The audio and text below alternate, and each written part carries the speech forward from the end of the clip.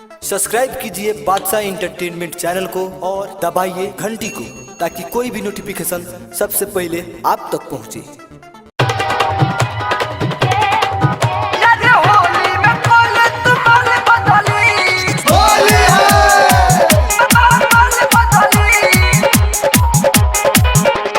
DJ तू बजा के होली में खोली साउंड, कमर हिला के लागल तू राउंड। डीजे तू बजा के होली में खोली साउंड, कमर हिला के लागल तू राउंड। देखो हमारे पता कतिया तोर पगली यार होली में, यार होली में, यार होली में कॉले तू माल बदली, यार होली में कॉले तू माल बदली।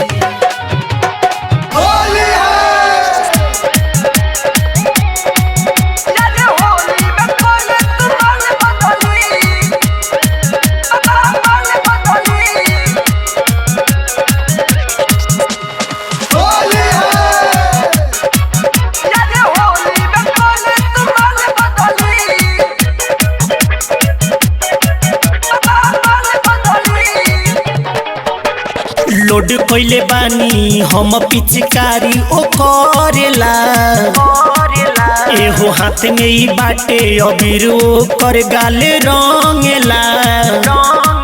एहो लोड कोइले बानी हम पिचकारी ओ करेला, हाथ में ही बाटे अबीर ओ कर गाले रंगेला।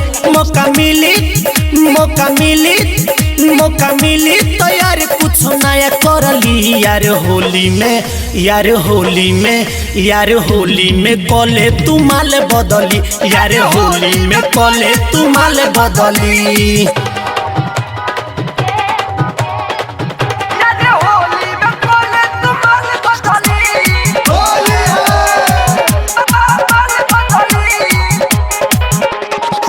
अबकी के होली मनावल जाई ए स्टाइल से, एहो केहू से न डर यार डालल जाई ए समाइल से।